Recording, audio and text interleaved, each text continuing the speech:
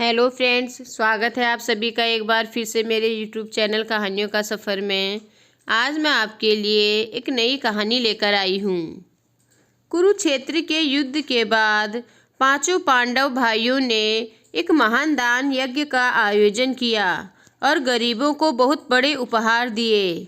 सभी लोगों ने महानता और समृद्धि पर विस्मय व्यक्त किया और कहा कि इस तरह का दान दुनिया में पहले कभी नहीं देखा। लेकिन समारोह के बाद वहाँ एक नेवला आया जिसका आधा शरीर सुनहरा था और आधा भूरे रंग का, और वह समारोह हॉल के फर्श पर लौटने लगा और उसने आसपास के लोगों से कहा, आप सभी झूठे हैं, यह कोई महान दान नहीं है। क्या? सभी ने अचरज से कहा।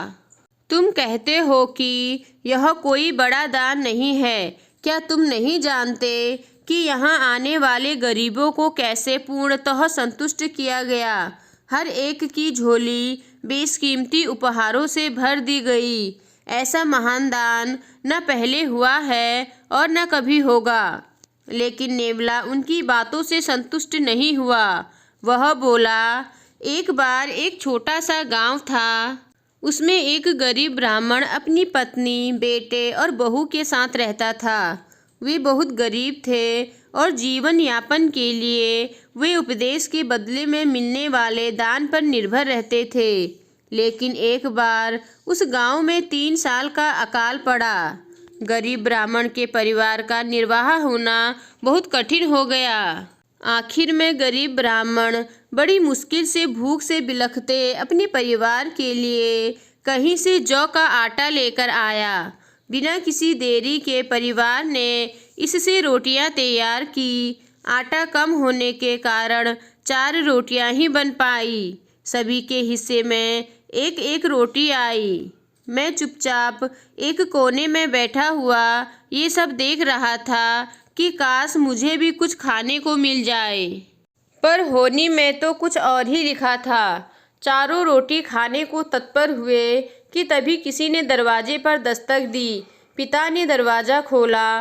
वहाँ एक अतिथि खड़ा था। अतिथि ने ब्राह्मण से कहा कि मैं कई दिनों से भूखा हूँ, मुझ पर कृपा करिए, मेरे प्राण भूख से बचा लीजिए। अतिथि को भगवान का दर्जा देने वाले ब्राह्मण फौरन बोला, आपका स्वागत है, कृपया अपना स्थान ग्रहण कीजिए, मैं अभी आपको भोजन कराता हूँ।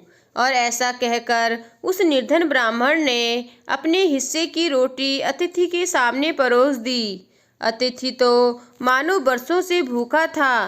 पलक झपकते ही उसने रोटी खत्म कर दी और बोला, ओह, आपने तो मुझे मार ही दिया। मैं 10 दिनों से भूखा हूँ और एक रोटी से मेरा कुछ नहीं होने वाला।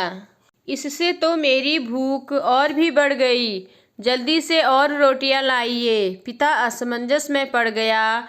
वह अपनी भूख से तड़पते परिवार को अपने हिस्से की रोटी देने के लिए नहीं कह सकता था। लेकिन तभी पत्नी ने पति से कहा, उन्हें मेरा हिस्सा भी दे दीजिए। पति ने इनकार कर दिया। तब पत्नी ने जोर देकर कहा, यह मेरा एक पत्नी के रूप में कर्तव्य है। फिर उसने अतिथि को अपना हिस्सा दे दिया। उसे खाने के बाद अतिथि और रोटियां मांगने लगा। इस बार बेटा आगे बढ़ा और यह बोलते हुए अपनी रोटी अतिथि को परोस दी कि यह एक बेटे का कर्तव्य है कि वह अपने पिता का सम्मान रखने में कोई कसर ना छोड़े। अतिथि ने बेटे का हिस्सा भी खाया, लेकिन फिर भी असंतुष्ट रहा। तब बेटे की पत्नी ने भी उसे अपना हिस्सा भी दे दिया। अतिथि अब संतुष्ट था। उसे उसकी पर्याप्त खुराक मिल चुकी थी। वह उन्हें आशीर्वाद दे वहाँ से चला गया। लेकिन अतिथि के जाने के कुछ देर बाद ही उन चारों अभागों की भूखमरी से मौत हो गई। फिर नेवला आगे बोला, उन चारों को मरा देख मैं वहाँ से घबरा कर भागा। तभी मेरे शरीर का कुछ भाग जमीन पर गिरे आटों के कणों से छू गया और जैसा कि आप देख सकते हैं, तभी से मेरा आधा शरीर सुनहरा हो गया। तब से मैं पूरे देश का भ्रमण कर रहा हूँ कि कहीं तो मुझे उस तरह का एक और महान दान देखने को मिल जाए।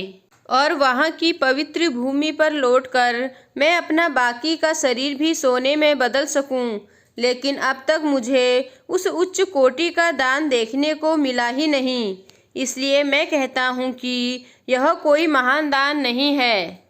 तो दोस्तों, आपको आज की कहानी कैसी लगी मुझे कमेंट कर कर ज़रूर बताएं। अगर आपको कहानी पसंद आई हो तो मेरे चैनल को लाइक कीजिए और सब्सक्राइब कीजिए और साथ ही अपने दोस्तों के साथ आगे शेयर कीजिए। धन्यवाद।